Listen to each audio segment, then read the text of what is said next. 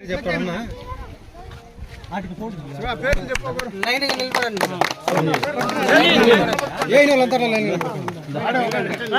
ఏపించుకోండి line నిలబడండి. పేర్లు చెప్పండి. అట్లా నిలబడకుండా లైన్ నరేష్ నరేష్ నరేష్ నరేష్ శ్రీనివాసులు ఈ ఊరు వాళ్ళు రండి ముందర గంగాధర్ గంగాధర్ రాజు రాజు కేపించు వెనకాల మంజునాథ్ రాజు వెనకాల రాజా ముందర రాజా రాజా పరమేశ్వర్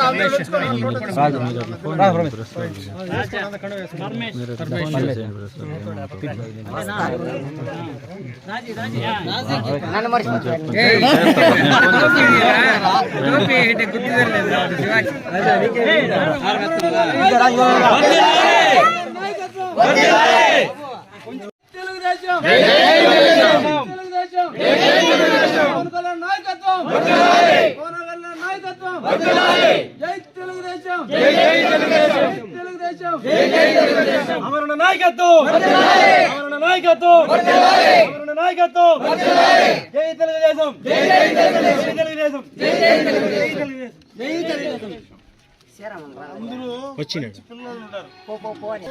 పిల్లలు చేరినారు. చాలా సంతోషం. ఇన్ని రోజుల నుంచి కూడా ఎప్పుడు మన హరిజన్ వాళ్ళలో భాగాలు ఉన్నాయి.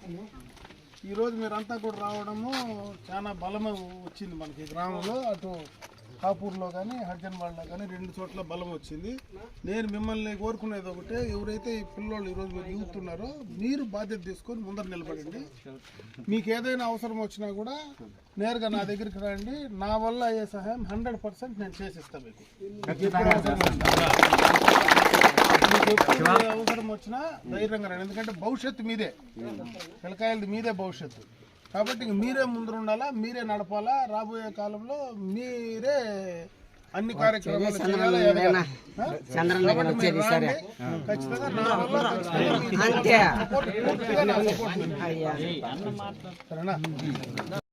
నాయకత్వం నాయకత్వం నాయకత్వం నాయకత్వం నాయకత్వం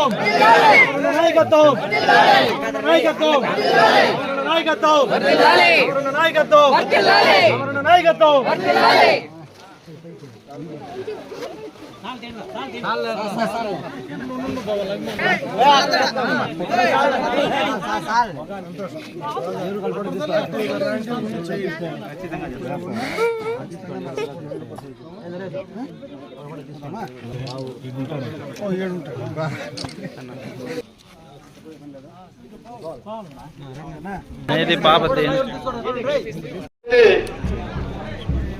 సోదర సోదరిమణులు, తెలుగుదేశం పార్టీ కార్యకర్తలు, జనసేన కార్యకర్తలకి నా హృదయపూర్వక నమస్కారాలు. ఈరోజు ఇంటింటి తెలుగుదేశం పార్టీ కార్యక్రమంలో భాగంగా ఈ గ్రామానికి రావడం, ప్రతి ఇంటికి వచ్చి వాళ్ళతో కలిసి మాట్లాడి ఈ ప్రభుత్వం చేసేటువంటి ప్రజా వ్యతిరేక విధానాలను ప్రజల్లోకి తీసుకెళ్లాలనేటువంటి ఉద్దేశంతో ఈ కార్యక్రమం నిర్వహించడం జరుగుతూ ఉందని చెప్పి తెలియజేసుకుంటున్నా. ఈరోజు అధికారంలో ఉన్నటువంటి జగన్మోహన్ రెడ్డి గారి ప్రభుత్వం ఈ 4.5 సంవత్సరంలో ఏం కార్యక్రమాలు చేశారో ఒకసారి ప్రజలకు చెప్పాల్సినటువంటి బాధ్యత ప్రభుత్వం పైన ఉందని చెప్పి నేను ఈ సందర్భంగా మనవి చేసుకుంటా ఉన్నా.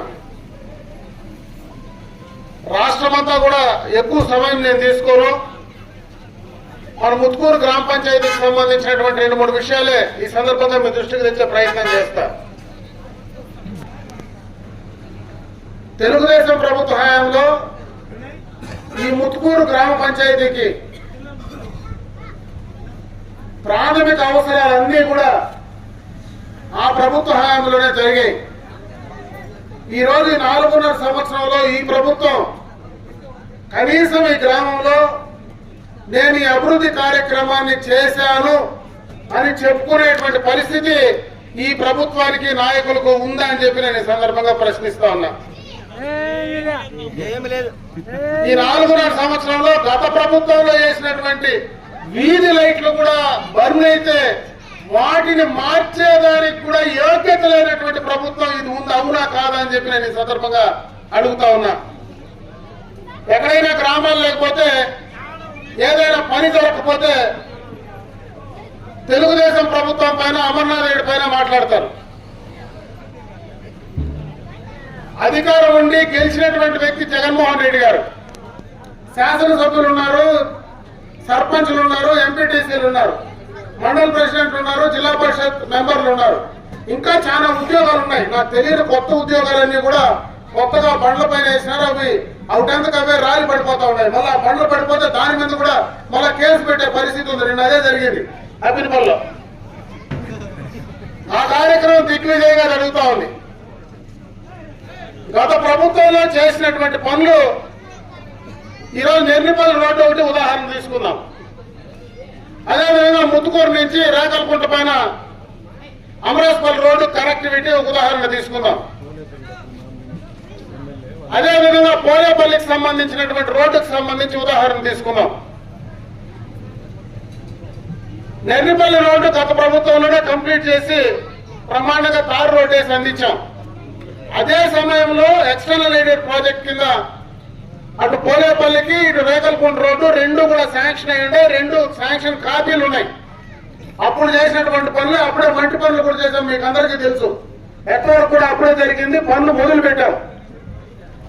ఈ 4.5 సంవత్సరంలో ఈ ప్రభుత్వం కనీసం ఆ పనులు చేయకపోతే పోనీ గాని ఎవరైనా గ్రామంలో పోయి ఎందుకయ్యా మా రోడ్డు పని నువ్వు చేయలేదంటే అమర్నాథ్ రెడ్డి అడ్డమొస్తా ఉన్నాడు అంటారు. చేయలేదమ్మా,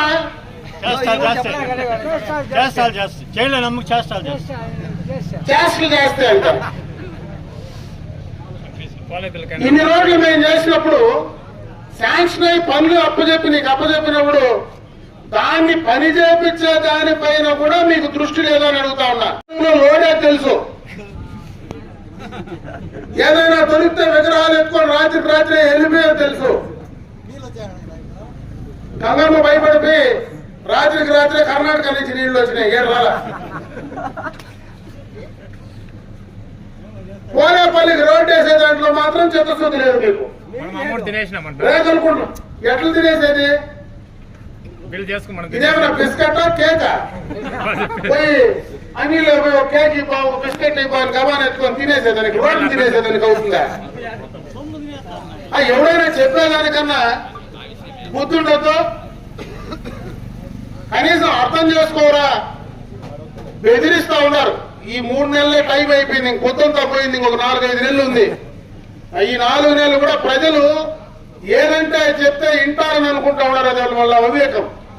ప్రతి ఒక్కడికి అర్థమవుతుంది ఎవడి మీద ఏం చెప్తే నడుస్తుంది.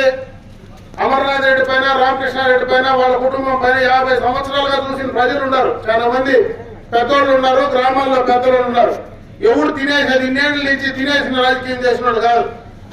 50 సంవత్సరాలుగా మేమే వస్తా ఉన్నాం. మేము వస్తే ప్రతిసారి మా నాయనకు 3-4-5 వచ్చినాయి, నాకు 4-5 వచ్చినాయి. ఇప్పుడు మళ్ళా కొత్తవాడు ఒకటి వచ్చినాడు. వాళ్ళు ఎంత చెప్పుకుంటారో ఎప్పుడు పోతారో తెలియదు. ఎంతమంది వచ్చినారు, ఎంతమంది పోయినారు ఈ 40 సంవత్సరాలుగా మీకు లెక్క తెలిసినా? గుర్తుందా? పోనీ ఈ 45 ఏళ్ళుగా మేమే వస్తా ఉన్నాం కదా. మా నాయన అయిపోతే నేనే వస్తా ఉన్నా, నేనే సమాధానం చెప్తా ఉన్నా. మళ్ళా నేనే వస్తా, సమాధానం చెప్తా. నీకు ఆ ధైర్యం ఉందా? నేనే వస్తా. ఈ విధంగా నీకు ఇష్టం వచ్చినట్లు ఎవరిపైనంటే వాళ్ళ పైన ఏదంటే అది మాట్లాడి, చంద్రబాబు లాంటి వ్యక్తి 45 సంవత్సరాలు ఈ రాష్ట్రానికి సేవలు అందించినాడు. 73 సంవత్సరాల వయసు, ఆరోగ్య సమస్యలు ఉన్నాయి.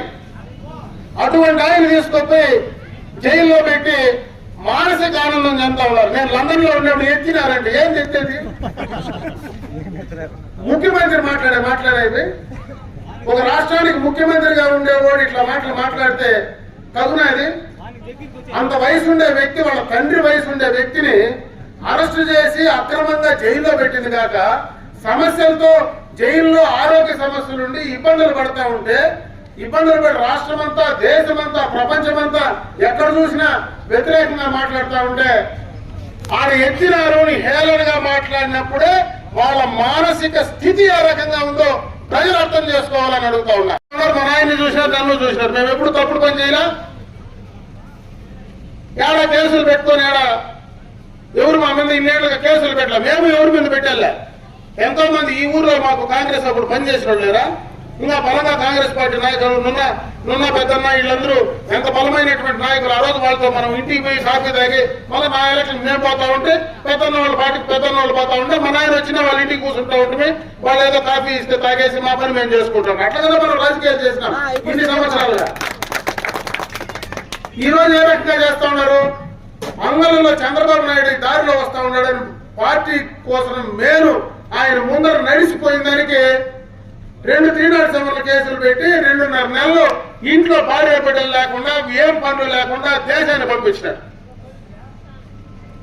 దానికి కూడా మాట్లాడతారు. ఆయన ఏం లండన్కి వెళ్ళిపోయినాడంట, కేసు పెట్టేస్తే వెళ్ళిపోతాడంట. లండన్కి వెళ్ళిపోయిందో నా పాస్పోర్ట్ కూడా మేముండే పోసుకుంటే దాన్ని కూడా మేముండే పోసుకుంటే నా మీద కేసులు ఉంటాయి. లేకపోతే కనీసం నా కొడుకునన్నా చూడబోద్దు. మీ పుణ్యమా నేను ఎప్పుడు పోయేదిలే, నాకు ఇక్కడ సమయం లేదు, పోవడానికి అవకాశం లేదు. అట్లా నా జగన్మోహన్ రెడ్డి పుణ్యమని నా కొడుకు దగ్గర కన్నా పోయించడానికి చెప్పుకుందు. అది కూడా మీ నోట్లో వేసుకుంటారు కదా అని అడుగుతా ఉండాలి. ఇంత అన్యాయంగా దిగజారి మాటలు మాట్లాడితే వాళ్ళ కనీసం జ్ఞానం ఉండి మాట్లాడతారా? అసలు ఊర్లో ఏమైనా నేను పని చేయాలనే ఉద్దేశాలు మీకు ఉన్నాయా? ఏ గ్రామం పైన ఎంతసేపు ఉన్నా ఎవరి మీద బురద చల్లే కార్యక్రమం తప్పించి గురువు మీద దాని కింద ఉండేదేమో తెలియదంట. అట్లా వీళ్ళ కింద ఎంత కప్పుందో తెలుసుకోకుండా అందరి మీద చల్లతా ఉంటే వీళ్ళ పరిస్థితి ఏందో అర్థం చేసుకోమంటా ఉన్నా. ఏం పనులు చేసినా నేను ఈ రోజు గ్రామాల్లో రేపు వచ్చి ఓట్లు అడుగుతారని అంటా ఉంటా. నేను అందుకే చెప్తా ఉండే, ఇట్లా తప్పుడు మాటలు, ఎక్కడైనా తప్పుడు సమాచారం గ్రామాల్లో ఇదే రకంగా కానీ మాట్లాడుకుంటా పోతే ఎలక్షన్లకు ముందు కేసులు పెడతారేమో అని భయపడేటువంటి వాళ్ళు మాలాంటి వాళ్ళ మీదే పెట్టినారు, చంద్రబాబు నాయుడు వాళ్ళ మీదే పెట్టినారు. మన వాళ్ళు ఏం చేస్తారో, కార్డు పీకేస్తాడో, పెన్షన్ పీకేస్తాడో, ఇల్లు రానియడేమో, ఆస్తి పీకేస్తాడో, మన పట్టాకు తగరారు చేస్తాడో, వ్యాపారానికి తగరారు చేస్తాడో అని భయపడతా ఉన్నారు. 3-4 నెలల తర్వాత వస్తే ఊర్లోకే అప్పుడు చెప్తారు మా అక్క చెల్లెళ్ళు ఇల్లు తిరిగేట్టు ఊళ్ళెట్లు చెప్తారో ఆ రోజు తెలుస్తుంది నాయన మీకు అడుగుతా ఉంటా. ఇప్పుడు తెలియదు మీకు. ఆ రకమైనటువంటి మాటలు మాట్లాడుతూ ఉంటే తప్పనిసరిగా బుద్ధి చెప్పే కార్యక్రమం ఉంది. నన్ను కాదు, నా మీద కాదు అనాల్సింది. ఇంతమంది ఇన్ని సంవత్సరాలు రాజకీయ చరిత్ర ఉండే వాళ్ళని ఎక్కకపోయి జైల్లో వేసే మొగోళ్ళు ఆ రోడ్డు పని చేయకపోయి ఏమన్నా తినేసి ఇంటే ఇసి పెడతారేమో జైల్లో? ఇసి పెడతారా? అంటే ఇసిపెట్టేస్తే నువ్వు శాతకనుడా? నీకు ఉద్యోగంలే? జగన్మోహన్ రెడ్డి అంత పవర్ఫుల్ ఎప్పుడున్న దేశంలో ఉన్నాడా? ఈ రాష్ట్రంలో మంత్రులు పక్కనే ఉంటారు, పవర్ఫుల్ మంత్రులు. ఒక ఎమ్మెల్యే ఆ నియోజకవర్గానికి ఒక రారాజు. ఏమైనా చేయొచ్చు. రాత్రిపూట ఆడ పోయి చూస్తే ఆ పదం ఎప్పుడన్నా ఆడ బెంగళూరు రోడ్లో 4 రోడ్లలో పైన ఎక్కినా ఉంటే పొగులంతా తెల్లగా లేస్తుంది. రాత్రికైతే క్లియర్ కరిగిపోతుంది, మళ్ళీ పొద్దున్నే తెల్లగా పైకి లేస్తుంది. అవన్నీ అంత బలంగా ఉండే నాయకులు మీరు నాలాంటి తీసుకెడతారేమయ్యా? ఏమి చేయకినా 307 కేసులు పెట్టేవాళ్ళు తినేసి ఇంటే ఏడుస్తారా? ఇట్లా కనీసం చెప్పేదానికన్నా బుద్ధంగా ఉండద్దేమయ్యా ఏం చెప్పాలని. అది కాదు, చిత్తశుద్ధి మీకు నిజంగా ప్రజల పైన, ఆ గ్రామాల పైన ఏమాత్రం ప్రేమ అభిమానం ఉంటే వచ్చి పనులు చేసి చూపించి మొగోడుగా కాళ్ళు ఎత్తుకొని గ్రామాల్లోకి రండి. కానీ ఇటువంటి రెండింటికి తప్పిన పనులు చేస్తే ఖచ్చితంగా రేపు మీకు బుద్ధి చెప్పే సమయం ఖచ్చితంగా వస్తుందనేటువంటి విషయాన్ని ఈ సందర్భంగా మీకు తెలియజేసుకుంటా ఉన్నా. అందరినీ బెదిరించేది వాడు భూమి పెరుక్కుంటాననేది, వీడే ఆస్తి పెరుక్కుంటాననేది, యాడు చూసినా ఇష్టం వచ్చినట్లు అవినీతి కార్యక్రమాలు చేసేటువంటి ఈ పెద్ద మనుషులు ఇంకోటి గురించి మాట్లాడేటువంటి పరిస్థితి ఉంటే ఏ రకంగా బుద్ధి చెప్పాలన్నా ప్రజలు బుద్ధి చెప్తారు. అసలు ఈ రోజు ఎవరైనా నేను రేట్లే పెంచనట్టు గ్యాస్ లేవని అందుబాటులో ఉన్నాయా? ఆర్టీసీ ఛార్జీలు ఉన్నాయా? విద్యుత్ ఛార్జీలు ఏమన్నా తగ్గించినావా? ఏం తగ్గించినావు? చెత్తకు పని చేయలేదా? మాట్లాడితే నేను బటన్ నొక్తా ఏంటి బటన్ నువ్వు నొక్కేది? 2000 మంది కుటుంబాలకు బటన్ నొక్కి 2 లక్షల పైన నువ్వు ముక్కు మీద వసూలు చేసేది అది కూడా ఒక పాలనేనా అని అడుగుతా ఉన్నా. ఇట్లా అన్ని రకాలుగా కూడా ప్రజలను హింసించేటువంటి కార్యక్రమం చేస్తా ఉన్నాడు. ఖచ్చితంగా ఈ ప్రభుత్వానికి బుద్ధి చెప్పే రోజు త్వరలోనే రాబోతా ఉందని చెప్పి ఈ సందర్భంగా కూడా మీ అందరికీ తెలియజేసుకుంటూ మీరు ఖచ్చితంగా రేపు జరిగేటువంటి ఎన్నికల్లో చంద్రబాబు నాయుడు గారిని మళ్ళా ముఖ్యమంత్రి చేయడానికి మీరందరూ కూడా ముందుండి పనిచేయాలని చెప్పి నేను మనస్ఫూర్తిగా మిమ్మల్ని అందరినీ కూడా కోరుకుంటూ సెలవు తీసుకుంటా. జై హింద్, జై హింద్. నిలబెట్టేసినారు క్లియర్గా, దాన్ని తీసుకో క్లియర్గా బోర్డు స్ట్రైట్గా నిలబెట్టేసి పైన కూడా ఏం సపోర్ట్ లేదు, క్లీన్గా నిలబెట్టేసినారు. అన్ని తెలుసు, అన్ని ఆపోజిట్ కదా నెమ్మదిగా. దానంతకదే పడిపోతుంది. ఎవరు చేతులు పెట్టే లేదు, దానంతకదే పడిపోతుంది. ఎవరు దీన్ని ఆ బోర్డుని తప్పాలనే ఉద్దేశం ఎవరికి ఉండదు. అప్పినపల్లిలో మొత్తం నేను చూస్తూ ఉండే అన్ని చోట్ల బోర్డులు ఇట్లే ఉన్నాయి. ఈ బోర్డులు వాటంతకవే పడిపోతే తెలుగుదేశం పార్టీ కార్యకర్తల పైన కేసులు పెట్టడం ఎంత అన్యాయం. నేను పోలీసు యంత్రాంగానికి కూడా మనం చేసుకునేది ఏమిటంటే ఒకసారి చూడండి, మీరు వచ్చి ఈ బోర్డులు ఒకసారి చెక్ చేయండి. ఈ రకంగా బోర్డులు పెడితే అవటంతకు అవే పడిపోతాయా ఉంటాయనేది మీరే ఆలోచించుకోండి. అంతేగాని ఊరికే బోర్డు నిలబెట్టేసి బోర్డు పడిపోతుందంటే ఎవడు ఉంటాడు? పోనీ మీరన్నా వచ్చి కాపలా ఉండొచ్చు కదా, పోలీసు వాళ్ళు వచ్చి కాపలా ఉంటే ఈ ప్రాబ్లం లేదు. ఈ విధంగా పెడితే ప్రతి ఒక్క బోర్డు దగ్గర ఒక కానిస్టేబుల్ అన్న పెట్టేయండి. ఎందుకంటే మళ్ళీ పడిపోతే ఎవరన్నా చూసేదానికో లేదా ఎత్తేదానికో పనికొస్తారు. అట్లా లేకుండా ఈ మాదిరి పెట్టేసి తెలుగుదేశం పార్టీ కార్యకర్తలు వేధించేదానికి ఇట్లా బోర్డులు ఏమైనా పెడతా ఉన్నారా మీరు? అన్యాయం కదా ఇది. తెలుగుదేశం పార్టీ కార్యకర్తలు వేధించడానికి తప్పించి ఈ రకంగా బోర్డులు పెట్టి ఈ రకంగా ఒకటెంతకు పడిపోతే మా మీద కేసులు పెడితే ఇంకా అంత అన్యాయం ఇది. ఇంకా శుద్ధంగా బోర్డులు కట్టుకోండి, బాగా దిమ్మిలు కట్టుకోండి, ఇంకా పెద్ద పెద్దవి పెట్టుకోండి. కాకపోతే 50 అడుగులు పెట్టుకోండి, మాకేం అబ్జెక్షన్ లేదు. ఎవరు వద్దంటారు? మీ బోర్డులు ఏమన్నా వద్దంటారు? ఎవరన్నా కార్యకర్తల పైన వేధింపులు మానేయండి అని అడుగుతా ఉన్నాను. దీన్ని బట్టి చూస్తే మీరు బోర్డులు పెట్టిండే విధానం చూస్తే దీని నాణ్యత ఎట్లుందో పనుల నాణ్యత అంతే ఉంటుంది కదా.